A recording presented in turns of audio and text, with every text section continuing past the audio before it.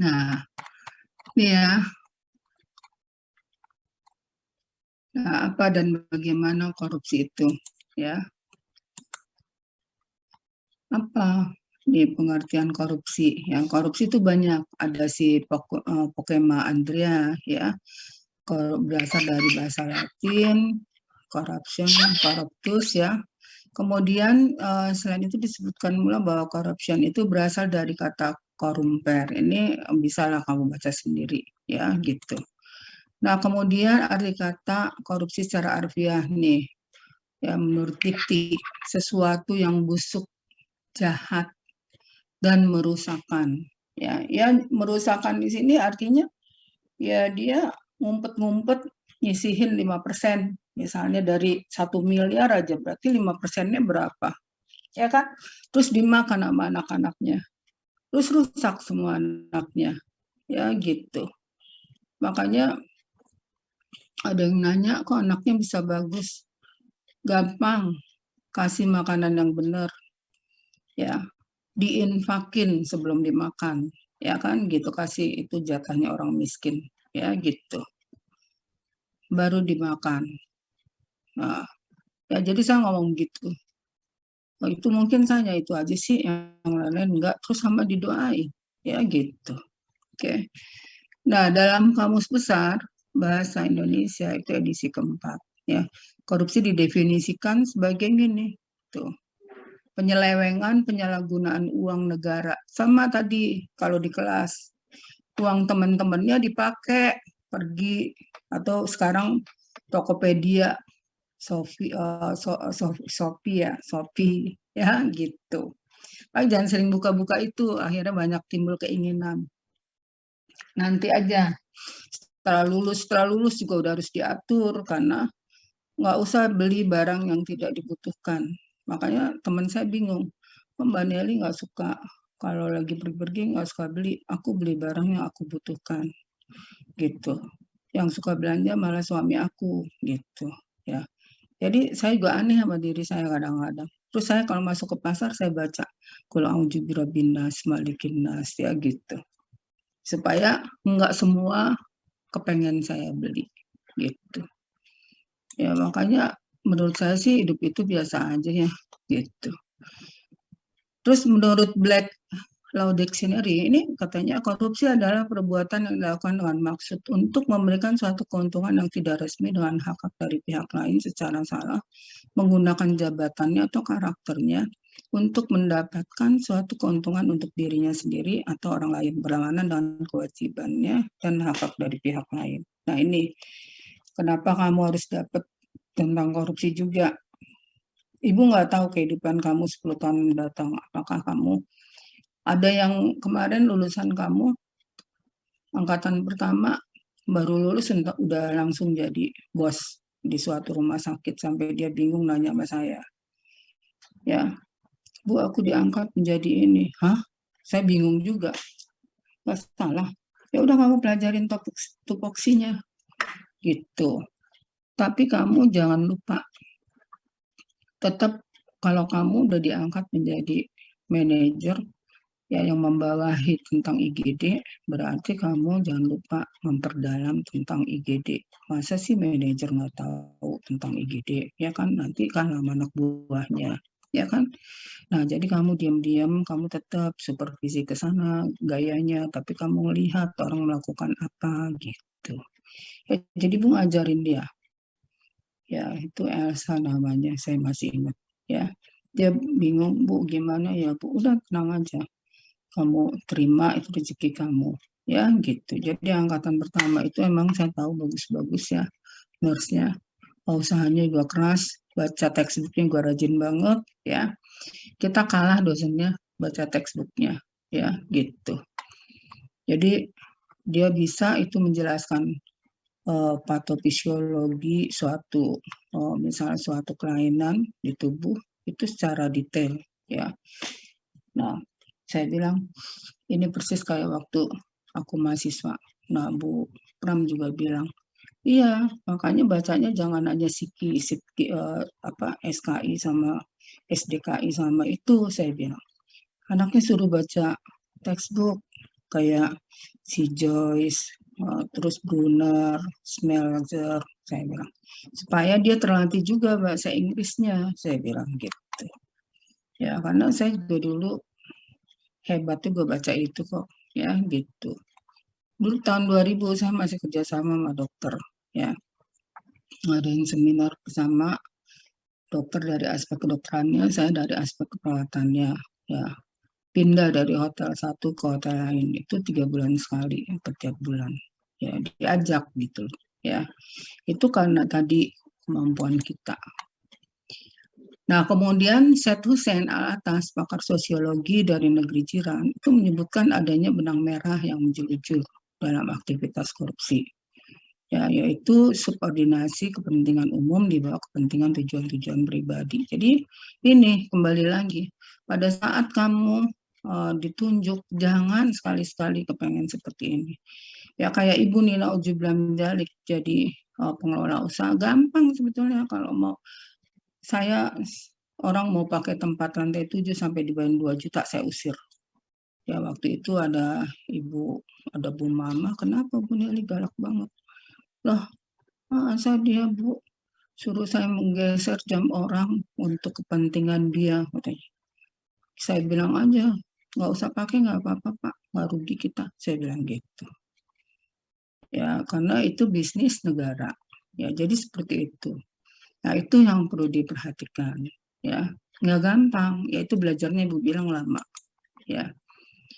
Kebetulan saya dari muda, saya anak ketiga tapi saya dituakan karena ya saya dari keperawatan, karena keperawatan itu biasanya kan all in ya, gitu.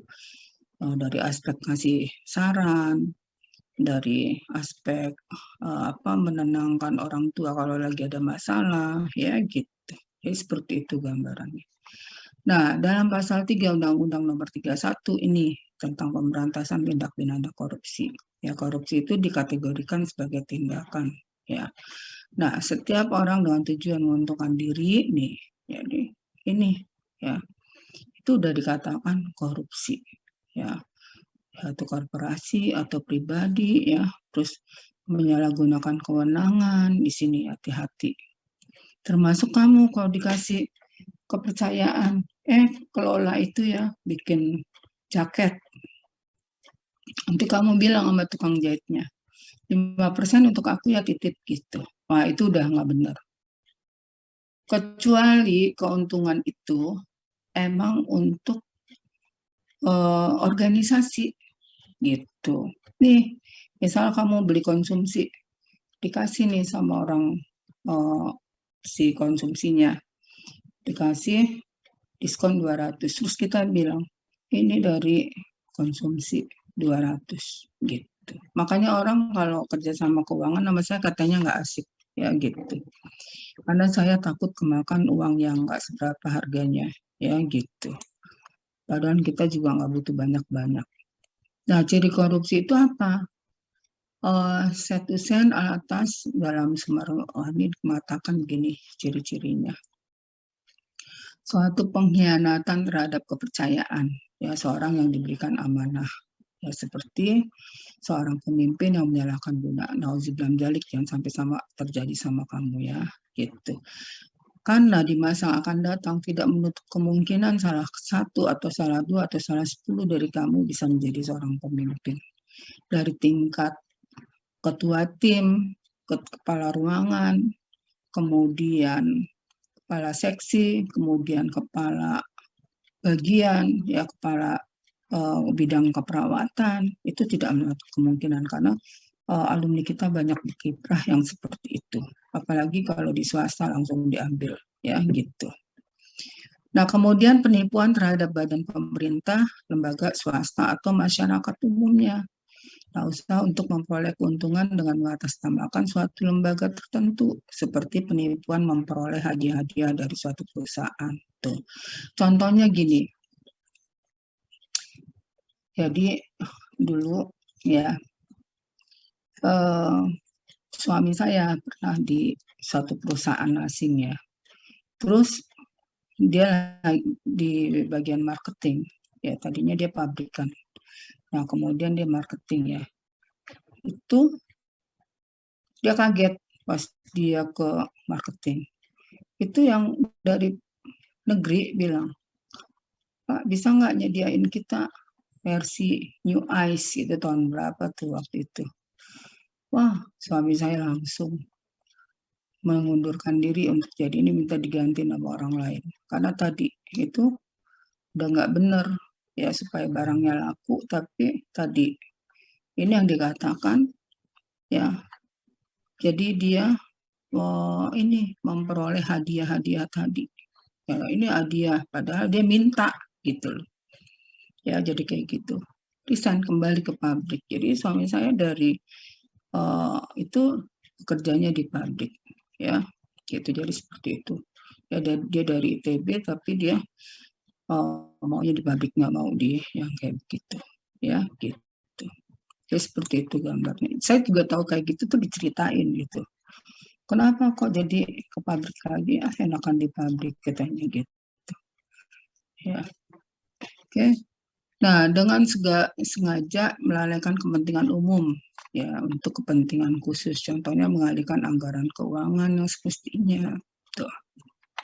Ini juga ini jangan dikira hanya di organisasi itu ya, organisasi BMHMJ itu bisa kayak gitu gitu. Jadi hati-hati ya, jangan sampai nunggu nanti diperiksa BPK atau kalau dia di atas 1 miliar itu akan KPK, kalau di bawah masih BPK diarahkan gitu. Ya, saya diperiksa BPK aja 5 jam, lurus aja 5 jam, sampai akhirnya gini. Ini soalnya maaf Bu Dali katanya kenapa lama, saya masih bingung katanya. Tahun 2017 pemasukan minim setelah Ibu pegang naik melonjak kayak gunung. Itu yang dulu itu gimana laporannya? Maaf saya belum operan Pak gitu. Mungkin Bapak itu yang tahu akhirnya jelasin. Bahkan sampai hampir ditelusur tuh yang banknya ya. Jadi akan telusur bank keuangan dari orang yang megang gitu. Kalau ibu kan enggak, supaya bisa tidur enak, nyaman, ya itu langsung masuk BLU aja. Kayak kamu mau pakai asrama nih, nomor rekeningnya aku masukin sini, kalau udah kamu bayar, kamu bukti transfernya kasih ke ibu ya, WA-in gitu. Ya, jadi seperti itu. Nah, dilakukan dengan rahasia, ya kecuali dalam keadaan ketika orang-orang yang berkuasa atau bawahannya menganggapnya tidak perlu. Ya, korupsi biasanya dilakukan secara tersembunyi untuk menghilangkan jejak penyimpangan yang dilakukan. Nah, kemudian melibatkan lebih dari satu orang. Tuh kayak si Gayus, ingat nggak Gayus? Ya, Gayus itu berame-rame, ya. Dia hanya tumbal. Nah, adanya kewajiban keuntungan bersama, ya, kemudian terpusatnya kegiatan korupsi pada yang mereka kehendaki keputusannya, ya, gitu. Terus ada usaha untuk menutupi perbuatan korup dalam bentuk pemasahan hukum. Nah, ini jadi gitu ciri-cirinya. Nah, berapa istilah yang perlu dipahami terhadap jenis-jenis korupsi, ya. Kolusi dan nepotisme. Ini dulu tahun 2000-an, 2021 dikenal istilah KKN, ya, menjelang jatuhnya rezim Orde Baru. Sampai sekarang pun juga masih ada. Makanya saya kemarin waktu rapat tuh, kalau memang jelek kenapa nggak diberhentiin? Terus katanya gini, emang Bu Nelly berani ngadepin barang titipan katanya. Ya katanya jelek, kalau jelek ngapain buang-buang uang aja bayar orang yang jelek. Kenapa nggak melalui permohonan permintaan tenaga baru aja gitu. Ternyata saya lihat-lihat emang banyak yang tenaga OB-nya lah, itunya lah, adminnya yang admin nggak ngerti apa-apa gitu. Ya, tapi saya nauzubillah astagfirullahaladzim lah. Jadi pokoknya nggak terjadi di diri saya gitu aja. Ya, aku bukan berani nggak berani, bukan itu hak saya. Saya bilang untuk memutuskan orang diberhentikan atau enggak, apalagi mutusin orang saya nggak bakal berani. Kecuali kalau saya seorang pemimpin. Ya gitu. Nah, kemudian menurut Undang-Undang Nomor 31 nih tahun 1999 tentang pemberantasan tindak korupsi yang termasuk dalam tindak korupsi, pidana korupsi adalah setiap orang yang dikategorikan melawan hukum, melakukan perbuatan memperkaya diri, menguntungkan diri sendiri atau orang lain, ya. Nah, ini kan kamu udah lihat, tapi orang dituduh korupsi masuk ke selnya ketawa-ketawa sih, gue bingung ya zaman sekarang. Terus selnya ada kelasnya lagi kayaknya, ya. Makanya bingung juga. Ya, terus sekarang kepala desa banyak yang kena. Karena tadi nggak sepahit dulu, kalau dulu kan habis dipermalukan, sampai pulang kampung aja nggak berani, ya. Nah, kolusi. Nah, ini kolusi merupakan sikap perbuatan yang tidak jujur dengan membuat kesepakatan secara tersembunyi. Nih, kesepakatan perjanjian yang diwarnai dengan pemberian uang atau fasilitas tertentu. Jadi kayak gini, kamu mau masuk ke akper, pokoknya beres deh nanti gitu. Tapi anak saya masukin ya gitu. Nah, itu yang Ibu bilang tadi. Zaman dulu tuh masih ada 1, 2, 3 kayak begitu. Ya, tapi jangan salah, mahasiswanya nggak bisa ngikutin, ambrul di tengah jalan, drop out. Ya gitu, karena kan dosen-dosennya nggak mau tahu. Ya, apalagi di keperawatan dosennya nggak mau tahu. Keponakan siapa, kayak keponakan siapa, terserah. Ya, makanya saya kalau ada keponakan yang gini, ini Nel katanya, keponakan tante, tolong masukin ke aktor gitu. Mana ke Poltekkes? Karena dia nggak begitu pintar. Kalau nggak begitu pintar, yang dimasukin ke tempat aku. Nanti di drop out gitu, masukin aja jadi sekretaris, saya bilang gitu. Nah, terus kayak gitu, katanya, kok gitu sih Nelly jawabannya? Lah iya, aku kasihan aja ngeliat anaknya gitu. Karena saya nggak bisa bantu apa-apa, saya bilang. Mungkin saya bisa masukin dia, tapi itu juga salah besar, saya bilang gitu. Ya, lebih baik udah tante masukin ke yang lain. Akhirnya benar jadi sekretaris. Ya, sekretaris aja juga nggak nggak bagus gitu loh. Cuman model cantik banget, makanya itu untuk yang laki-laki. Jangan cari yang cantik doang, cari yang pinter. Ya, cantik doang, cantik mas sekarang bisa di upgrade ya. Rajin ke salon aja cantik. Ya. Nah, kemudian pelaku tindak korupsi menurut undang-undang, ya orang perseorangan siapa saja. Ya, ini undang-undangnya nomor 31 masih berlaku. Korporasi, kumpulan, pegawai negeri. Emang yang banyak pegawai negeri, tapi jangan salah sekarang pegawai swastanya juga udah masuk yang ngasih, yang melakukan korporasi supaya barang dia dipakai. Ya, ini korupsi transaktif, jadi menunjukkan kepada ada transaksi timbal balik. Tuh, lu pakai barang gua akan nanti kasih keuntungan ke lu gitu. Ini ya, jadi kayak gitu. Korupsi yang memeras, ekstorsif. Nih. Jadi yang dimana pihak pemberi dipaksa untuk menyuap guna mencegah kerugian yang sedang mengancam dirinya. Nah, kepentingannya atau orang-orang dan hal-hal yang dihargainya. Ya gitu, jadi seperti itu gambarannya. Oke, nah korupsi investif, nih. Jadi macam-macamnya banyak. Nepostik tadi udah jelas ya. Defensif ini ya, perilaku korban korupsi dengan pemerasan. Korupsinya adalah dalam rangka mempertahankan diri. Korupsi autogenik corruption ya, yaitu korupsi yang dilaksanakan oleh seorang diri. Sekarang berani autogenik ya. Korupsi dukungan atau supportive corruption, yaitu korupsi tidak secara langsung menyangkut uang. Kalau dulu kan zaman Pak Harto korupsinya masih sendiri ya. Kalau sekarang dia rame-rame. Ya, kayak gitu. Maka terus yang orang yang korupsi itu ditayangin di TV. Dulu kan media kita masih hebatnya TV ya. Belum ada yang lain. Itu sampai keluarganya nggak berani pulang kampung karena dimiskinkan. Ya, gitu. Sekarang mana? Nggak ada, keluarganya masih poya-poya ya. Nah, pola-polanya seperti apa? Ya, pola korupsi, para koruptor dalam melakukan tindak pidana korupsi. Ada pemalsuan, penyuapan, penggelapan, komisi, ya melalui komisi, pemerasan, sistem delegasi, penyalahgunaan wewenang, bisnis orang dalam, nepotisme, sumbangan ilegal, dan pemalsuan. Kalau dulu PNS nggak boleh punya perusahaan, karena potensi tadi nih, bisnis orang dalam itu besar banget. Ya, jadi dia memanfaatkan apa yang ada.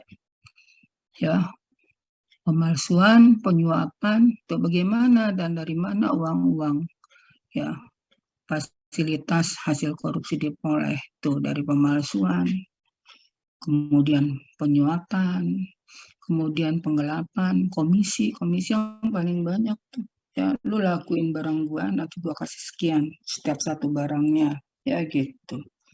Jadi bukan untuk orang banyak tapi pribadi. Kemudian pemerasan, extortion, pilih kasih, ya. Kemudian penyalahgunaan wewenang.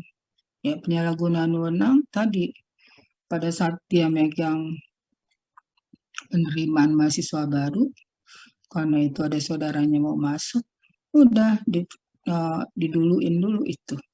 Nah, itu juga sama dengan pilih kasih, udah kena berapa biji tuh dia ininya. Ya, kemudian bisnis orang dalam, nepotisme jadi udah kena, ya gitu. Sumbangan ilegal itu contohnya. Ya, jadi macamnya itu modusnya itu banyak, ya polanya. Nah, sekarang modus korupsinya seperti apa? Ya, ini tahun 2005 sampai 2012 sampai sekarang belum berubah. Penyelewengan APBN. Oh, kan kemarin kejadian Pak Bupati, ya. Kemudian intervensi politik dalam anggaran kesehatan. Kemarin itu dirubah menjadi apa gitu loh, ya. Oh, jangan sampai nih lagi mau pemilu, dana-dana ada yang diefisiensikan untuk dana pemilu, tuh. Pungli oleh PNS, Dinas Kesehatan, untuk kampanye kelompok mereka. Kecurangan dalam pengadaan barang jasa, penyalahgunaan keuangan RSUD, nih, ini juga banyak. Klaim palsu dan penggelapan dana asuransi kesehatan, tuh. Penyalahgunaan fasilitas kesehatan. Kalau sekarang kan udah agak enak kalau yang asuransi ini udah ada BPJS, cuman asal mau nunggu dari jam 5 pagi aja katanya adik saya, ya adik sepupu. Katanya dia lagi sakit, punya BPJS nggak? Kalau punya BPJS aman, operasi itu nggak bayar, saya bilang gitu. Terus dia bilang punya, ya udah kalau gitu kamu pakai BPJS-nya karena itu akan membantu, ibu bilang. Ya, terus jangan ditantang penyakitnya. Gitu. Nah, itu udah jelas aman akan diganti. Ya, walaupun ada yang kita nggak dengar, kita nggak usah lah, yang penting ada yang ngurus di atas, ya gitu. Ya. Kemudian modusnya pengusaha menggunakan pejabat pusat untuk memujuk kepala daerah. Gitu. Nah, ini juga, ya ini yang makanya kepala daerah banyak kena, ya gitu. Supaya ngadain barang atau jasa dari dia, gitu, menangin, ya gitu. Pengusaha mau nanti hati-hati ya. Ya siapa tahu dari kamu salah satu ada yang jadi kepala daerah. Ya, ada emang kepala daerah dari kita tuh ada, ya gitu. Cuman saya lupa namanya. Biasanya ibu-ibu yang lain suka apa. Itu kan alumni kita ya di Palembang atau di Bengkulu atau di mana gitu loh. Pokoknya daerah Sumatera. Nah, kemudian panitia pengadaan yang dibentuk Pemda, ya gitu. Jadi kalau ada gini-gini nih kita lihat, apalagi kalau rumah sakit takutnya itu alumni kita enggak gitu ya. Kepala daerah ataupun pejabat daerah yang memerintahkan bawahannya untuk mencairkan dan menggunakan dana anggaran yang tidak sesuai. Ini bukan suatu nggak ada masalah, dananya nggak sesuai digunakan untuk yang lain misalnya. kepala daerah memerintahkan bawahannya menggunakan dana untuk kepentingan pribadi si pejabat. Misalnya gini, kayak kemarin gini kan, Bu Neli itu bisa nggak kalau dia kerja hari Sabtu dikasih uang, dicairkan uangnya gini-gini. Kalau menurut aku sih dana untuk itu nggak ada ya. Jadi kalau misalnya mau pun harus dibuat lembur, saya bilang gitu. Cuman lembur juga, kenapa mesti dilemburkan? Kalau misalnya hari biasa bisa dipenuhi gitu. Kalau ibu sih rasanya nggak segampang itu, apalagi di hari kerja juga nggak bisa. Karena dia udah dapat uang makan, udah ini, saya bilang gitu. Itu bisa, yang ngasih uangnya bisa kena, saya bilang gitu. Oh gitu ya Bu. Iya, jadi jangan salah. Kalau bisa diefektifkan di jam kerja, efektifkan aja di jam kerja. Karena Sabtu Minggu nggak ada lemburan. Kecuali orang yang ngurus gedung lantai 7 itu aku usulkan. Untuk lemburnya itu juga lembur BLU, bukan dibayar oleh pemerintah. Jadi dibayar dari pendapatan yang usaha kita gitu. Ya, saya aja nggak mudah datang hari Sabtu saya wakilin ke orang lain. Ya, gitu. Yang penting dia pulang dikasih cash and carry gitu. Sekali bisa bawain McD untuk anaknya kayak gitu. Oh gitu ya Bu. Iya, ya gitu. Jadi kita nggak boleh sangka buruk juga sama bagian keuangan atau orang atas, saya bilang gitu. Yang ibu tahu sih gitu, karena ibu pernah di situ.